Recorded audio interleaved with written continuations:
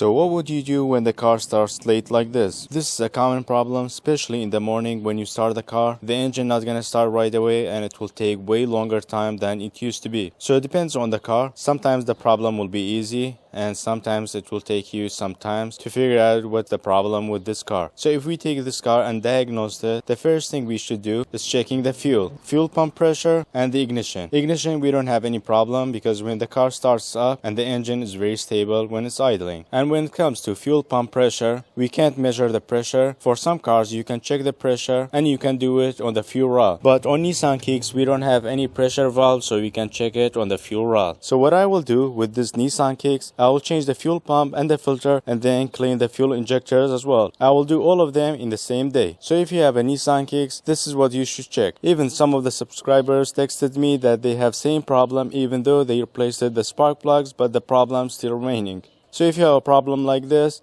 I would suggest you check the fuel pump and the filter. If it looks like this, you have to replace it and also clean the fuel injectors as well. And then the problem will be eliminated and the car starts right away. So the first thing we will do, we will check the fuel pump and the filter and replace them all. Now we're gonna remove the fuel injectors. So before removing the fuel rod, we need to remove these two vacuum hoses. Next, the fuel line. Make sure you lift the car over the night so the fuel line is not pressurized anymore. There is two ways to depressurize the fuel line: by removing fuel pump fuse or the harness and cranking the engine. Otherwise it will be like this.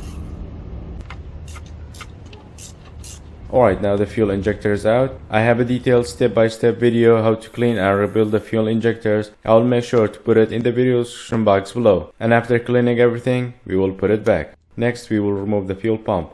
So here are all the tools we're gonna need for removing fuel pump on this 2019 Nissan Kicks. Fuel line disconnector pliers, a flat screwdriver, and a hammer. So if you have this tool, we don't need these two, but I'm gonna show you if you don't have this tool, and we can do it anyway. So you can buy the complete fuel assembly and put it back, which is way easier. You just have to disconnect the hoses and unplug the wire and then put the other one on. But in this video I will show you how to disassemble everything and replace the fuel pump and the filter individually, which it will be cheaper than buying the complete fuel pump assembly.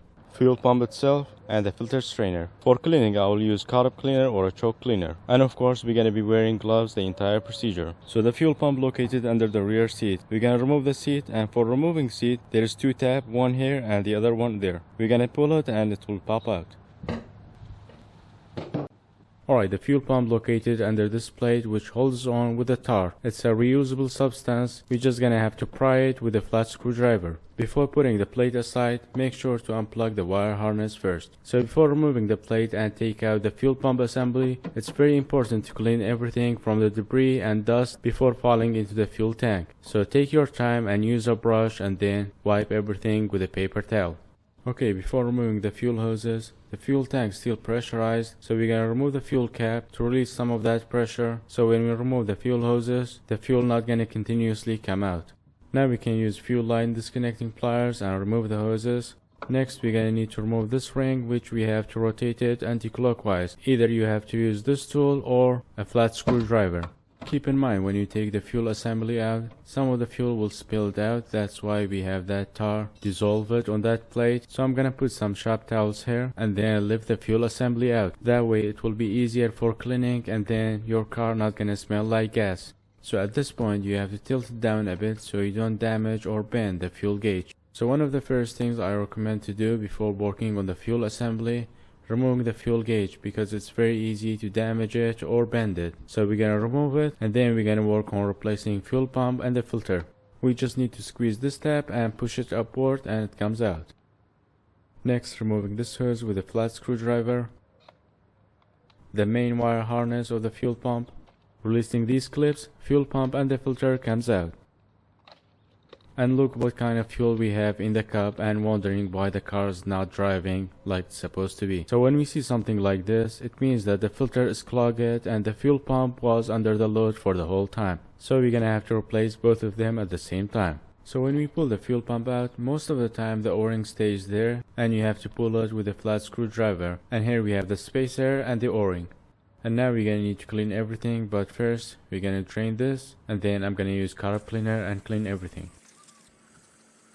So after cleaning all the parts, I like to clean my working area so I don't contaminate any part when I'm putting it together. Okay, now we have everything clean and ready to be assembled. We're gonna put them side by side like this. And the most important thing is the O-ring. So this is the old one and here we have the new one. And when we put it back, we're gonna use some oil. It will prevent it from damaging when you insert it inside. Alright, next we're gonna remove this cover, and what we have here is the return valve, also called pressure regulator, and I always take it out and clean it. We're gonna use a flat screwdriver and pull it out. I'm gonna wipe the inside quickly and clean everything. You have 2 O-rings and 1 strainer, so we're gonna remove them all and clean everything. And for cleaning, I'm going to use carb cleaner again, and now it looks like a brand new. And let's not forget the filter strainer. We can see it's all blacked out. We're going to use some carb cleaner and we can see it got cleaned and now it's see-through.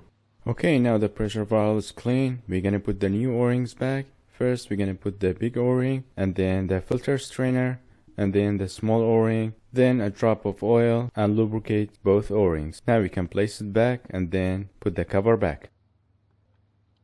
Next we're going to be working on the fuel pump itself. So first we're going to put the spacer and then put the O-ring. We're going to lubricate it with a drop of oil and then insert it in its compartment. And the filter strainer clips on the fuel pump and hold everything in place.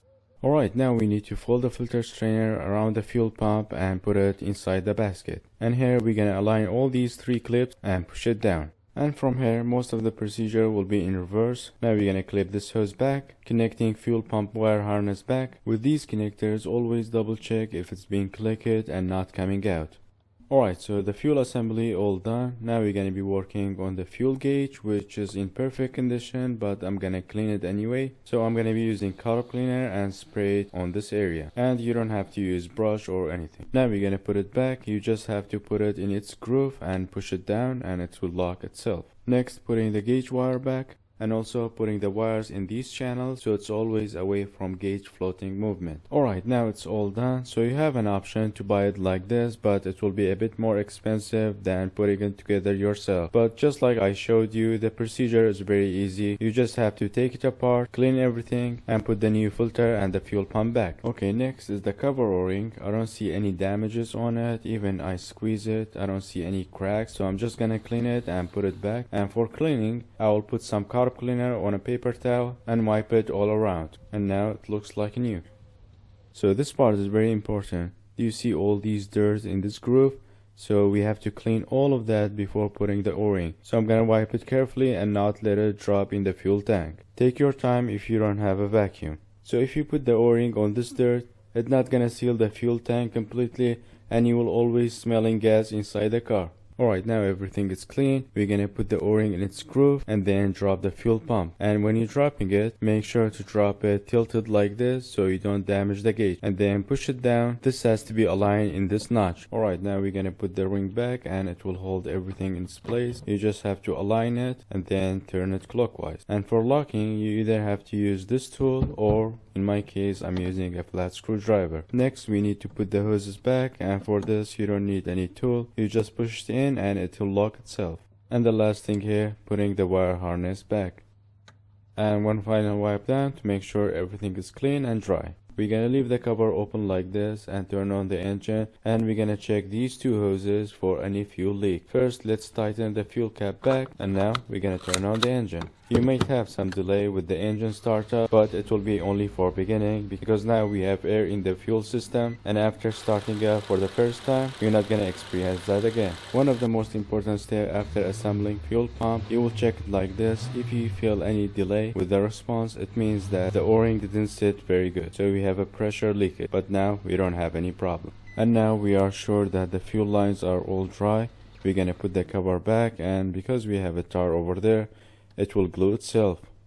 Now we're gonna put the seat back and make sure to put the seat locks in its place, and then we're gonna push it into its position. Alright, now we are done. We have clean fuel injectors, new fuel pump, and new fuel filter. Now we're gonna start the engine and it should start right away.